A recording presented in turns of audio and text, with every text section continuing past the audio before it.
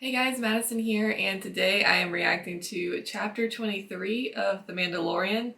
There were a lot of strong opinions on last week's episode, a lot of them negative. I did not hate the episode. I actually liked the episode despite there were definitely several very weak elements of the episode to me. Number one being the awkward Corrin Mon Calamari love story happening at the beginning. That was a little cringe. And then the whole Jack Black, Lizzo dinner scene and all of that was very just kind of. What's funny, guys, is I did not even know that was Lizzo. I know who that is, but until I saw, I actually missed her name in the credits because I was busy talking after the episode, but later when I saw who that was, I was like, didn't even recognize her, but as soon as I found out who it was, I was like, that explains a lot. Because the whole episode I was thinking, who is this person and why did they cast her? Because she's not a good actress. Like, it felt like a non-actor acting, and now I understand why. It's because it was not, in fact, an actor. So that made a lot more sense. But again, why? That's actually worse than like having Cardi B in She-Hulk, which still haven't watched that show. But yeah, it kind of felt like the cameo episode with Lizzo and Jack Black and Christopher Lloyd, right? I think that's his last name, forgive me. But I did not recognize him either, and then I felt really, really bad. But to my credit, I have only seen Back to the Future one time, and it was a while ago, probably a couple years ago now. So yeah, it was a lot of cameos, and it was very much like a strange episode of the Clone Wars. That was what it felt like, and there were some really fun, really exciting aspects of it with the droid chase through the city. I really enjoyed that, and I really enjoyed the fight between Bo-Katan and X-Woves. That was a lot of fun. Stuff like that, and the banter and interactions between Din and Bo were really fun for me to watch personally. But a lot of you do have some issues with some things that are happening plot-wise.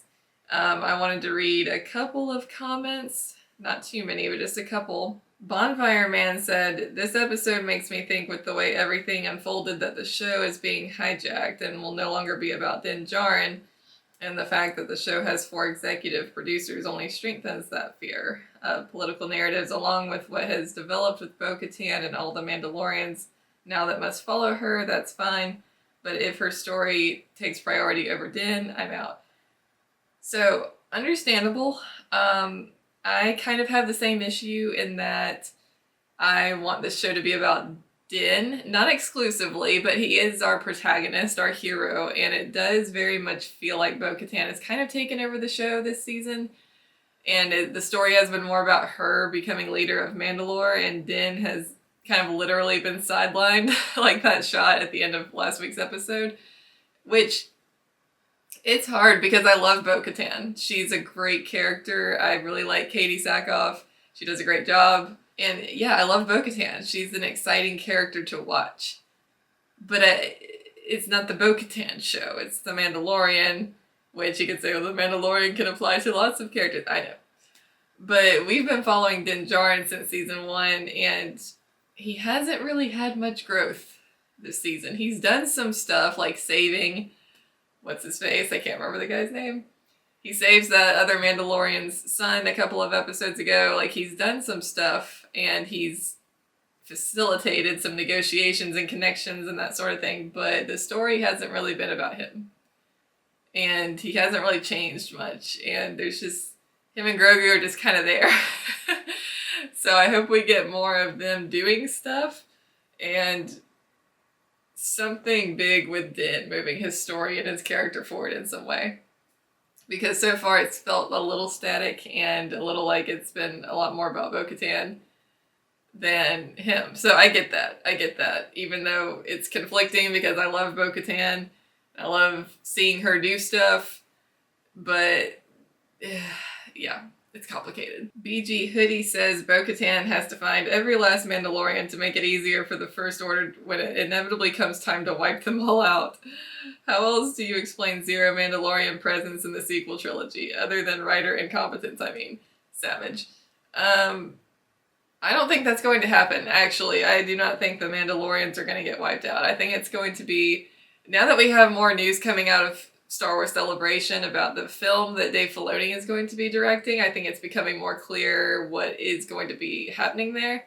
And it's all culminating with, The Mandalorian, Ahsoka, Boba, all that stuff coming together and probably having this big war against Thrawn. So I think that's how they're going to explain it. I think that the Mandalorians and lots of other groups are going to go out into the unknown regions to deal with Thrawn, and that is how they're going to explain why nobody is here during the sequel trilogy. That's why Ahsoka's gonna not be here. Din, Boba, Bo-Katan, all the Mandalorians, and like all the Rebels characters. I think they're all going to be out in the unknown regions fighting Thrawn, and that's why none of them are going to be heard of or seen during the sequel trilogy. It actually makes a lot of sense, and I know they didn't plan it that way. It's kind of a going backwards to fix things and explain things, but you know what? I'm totally cool with it because I would like to see it.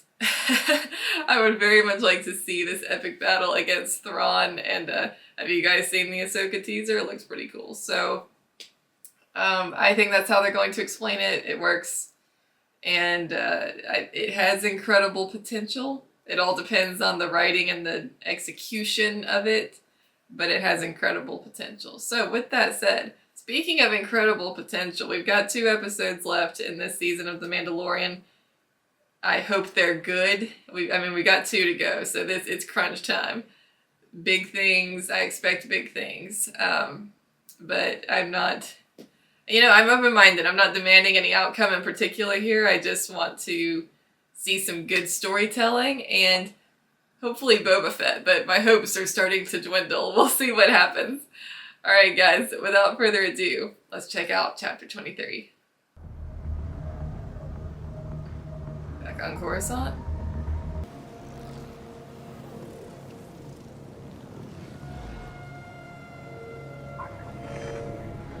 Imperial probe droid. Report. And make it quick, as I am short on time. Bo-Katan Kryze led a squadron of Mandalorians alongside Din Djarin and his covert. Continue with your mission. I shall deal with our Mandalorian friends.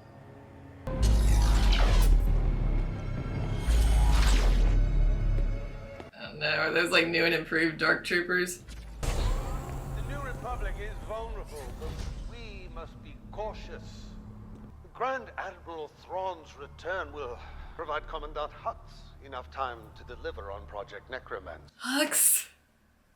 Brindle Hux? Grand Admiral Thrawn is missing from your delegation. Our one hope for success relies upon the secrecy of his return. Perhaps it's time we look to new leadership. Hear, hear. We already received your request. 3 Praetorian guards. And what is your security concern? Mandalorians. What? A resurgent in Mandalore would hamper our efforts. Which is why we need to stamp them out now. You'll have your reinforcements. We shall be rid of the Mandalorians once and for all. That was good. That was real good. Wow. First, that's a light cruiser, and second, it's not Imperial. See those, my friend, are Mandalorian privateers. I hope these 2 groups get along. Grogu. They've never met. They will if they want to survive.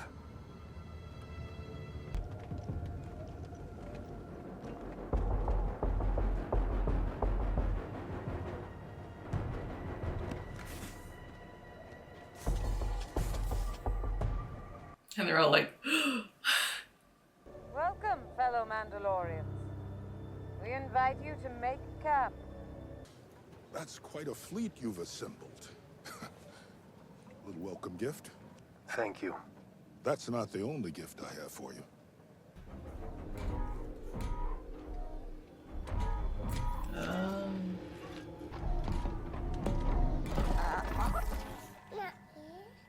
pilot provides cognition. Yes. So he's less a droid and more just a suit, More a machine. like a vehicle. Yes. It's safer that way.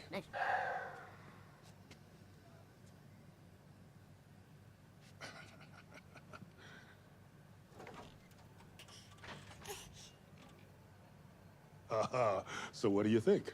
Maybe when he's older. No. What do you mean, no? I think he's saying he's old enough to operate it. Yes. At least let him try it out in my office. Yes. No, this is not a good idea. Yes. Yes. Yes. Yes. Yes. Yes. Yes. Yes. Yes.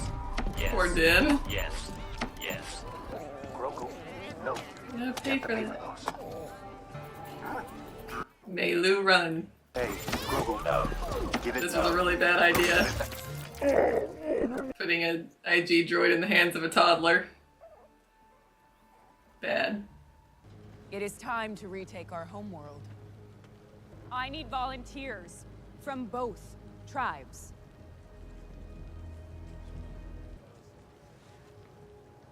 I will go. Grogu as well. I will go. I will go. I will go. I will go as well. Oh. This is so exciting. Going back to Mandalore. It's worse than I thought. I was here when it happened.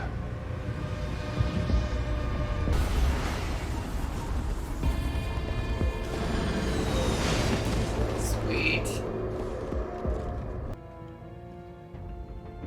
Form up.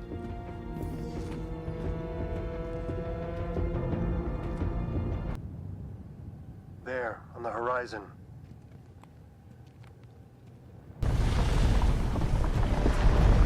What's this? They're Mandalorians.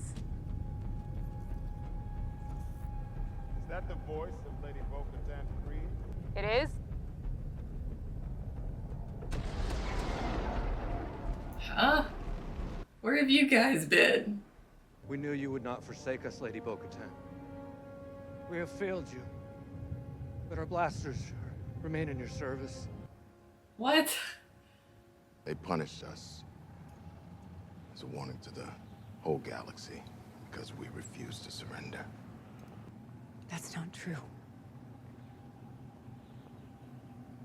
I did surrender. I met with Moff Gideon. The ISB had reached out to me to negotiate a ceasefire. And then he betrayed me, and we were helpless to resist the purge of Mandalore. Mandalore has always been too powerful for any enemy to defeat. It is always our own division that destroys us.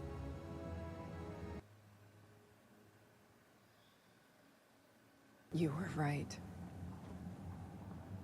I was selfish. And this is what it brought. I don't know if I can keep everyone together. This blade is all I have to unify our people. And a mythosaur.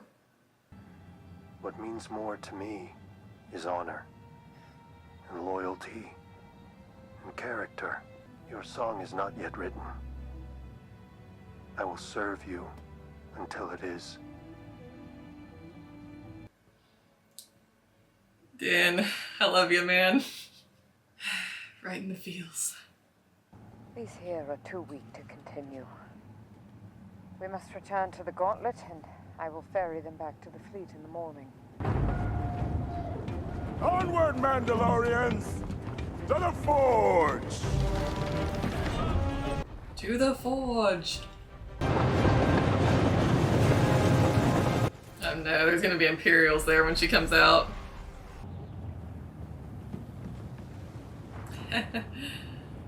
But only the Wingguard can flank jump. The Enforcer moves like a wing guard when it's flanking. These primitives make up their own rules for everything.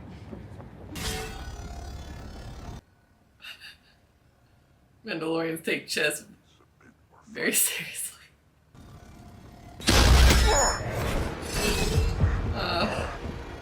Wear yourselves out before we get there.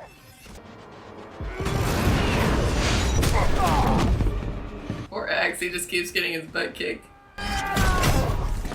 No. No. No. No. No. No. No.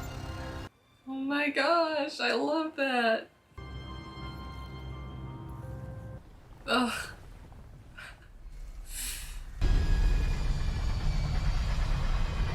Come in, Fleet Command. We read you? Prepare to receive rescued survivors in need of medical attention. Phew. I thought they were gonna be like in the middle of a space battle when she came out of atmosphere. There! On the starboard bow! It's the mythosaur.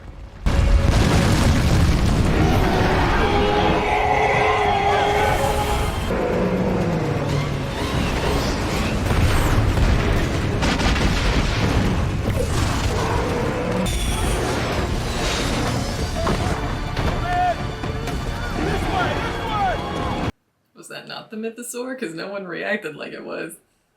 But it sure was big enough. More survivors.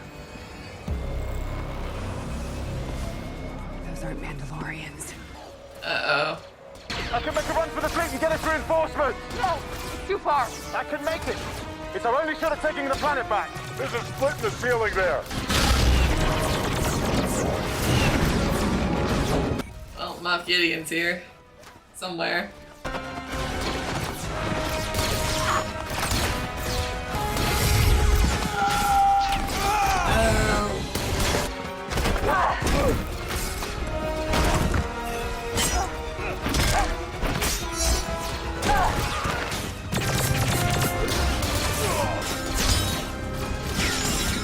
Nice.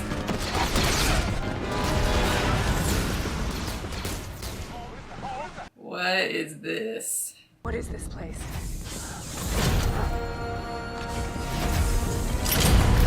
Oh no.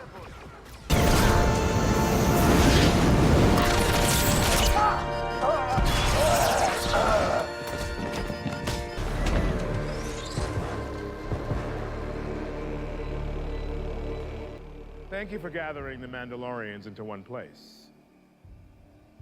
I have created the next generation Dark Trooper suit, forged from Beskar alloy. And the most impressive improvement... I knew it.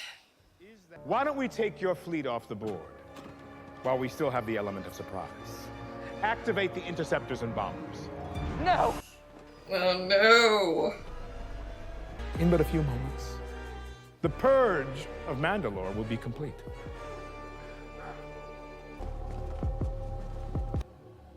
Bo-Katan. We have to stop meeting like this. I'll make sure of it. Surrender the Darksaber and tell these people that this planet is mine.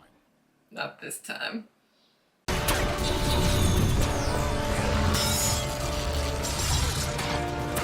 Open the blast door.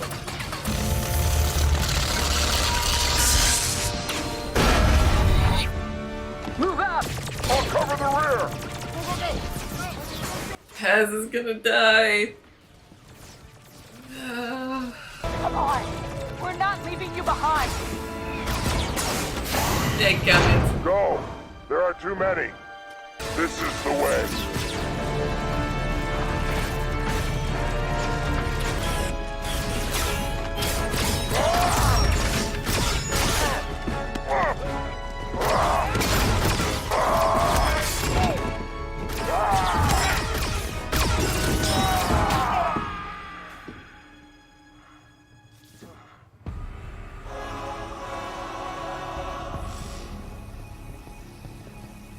No. The Praetorian Guards.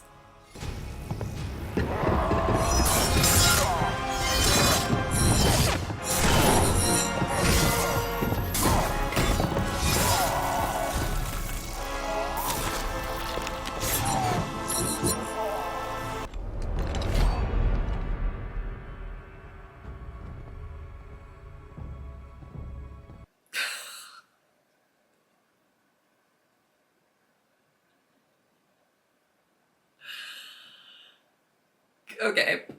Alright. I see ya. John Favreau and Dave Filoni and Rick Famuyiwa. I hear ya. That is what I have been wanting and expecting out of this show. Yeah. More of that. That was fantastic. I enjoyed every minute of that episode. Every glorious minute. Seeing all the threads come together, seeing the two Mandalorian factions come together and work together, and also seeing that conflict and tension between them, but they're joining forces to retake their homeworld. We get to see Din's incredible loyalty backing up Bo-Katan when she doubts herself. The amazing...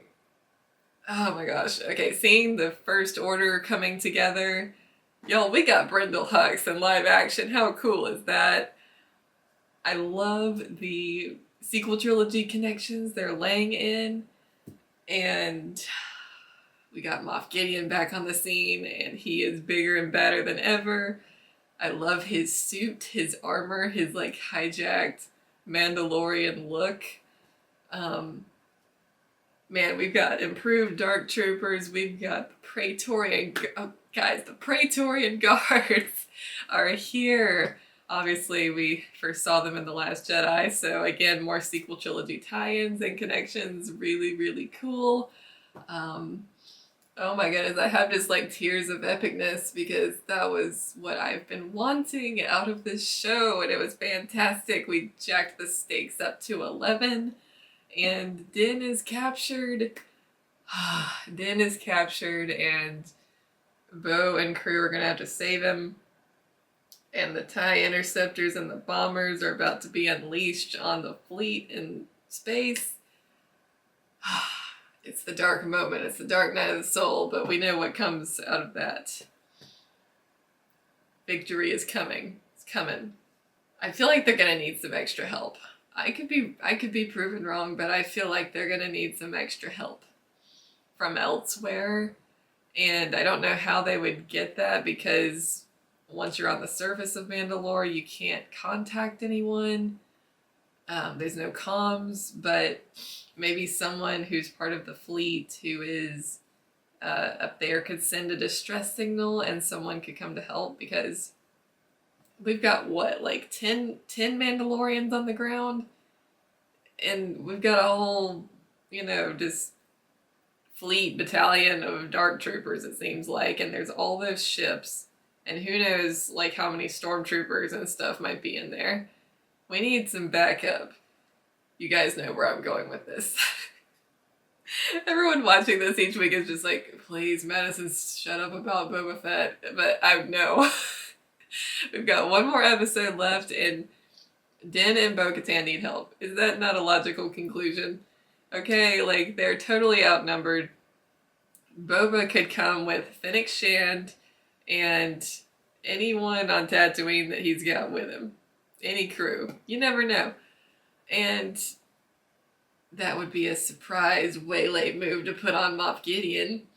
And then we've got even more. We've got the other, most important Mandalorian that we know about back in the picture. It's perfect, right? It's perfect, I know. Who knows? Who knows? It might be someone else who comes on the scene to offer aid, but that is my vote. Throwing my lot in with Boba Fett. He's coming. He's coming to save the day. I mean, would that not be epic? Would it not? Okay, so my fingers are crossed for that, but oh my gosh. Guys, I don't know if I've ever, well, I have, but it's been a while since I've just had tears of epicness.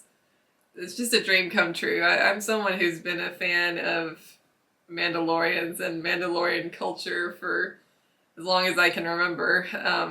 It really started back when I was playing Knights of the Old Republic back in the day. I just always thought they were so cool and always wanted to see more of that in live action Star Wars, and we're getting it. So it really is a dream come true, getting to see them band together, fight together, retake their homeworld.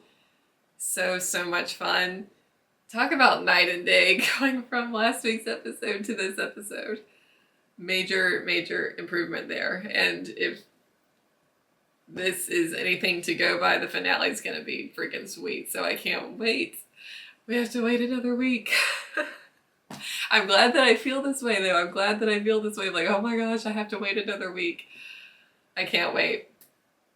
I can't wait. So, wow, guys. I hope you enjoyed this episode as much as I did, because that was awesome. And let me know what you thought of it in the comments below. If you have thoughts on, what do you think is going to go down in the finale? What are your theories? Let me know. And I'll get to a couple of your comments next week.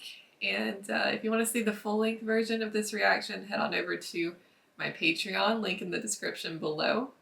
And yeah, I hope you guys enjoyed, and I will see you next week for the finale of Season 3 of The Mandalorian. Bye, guys.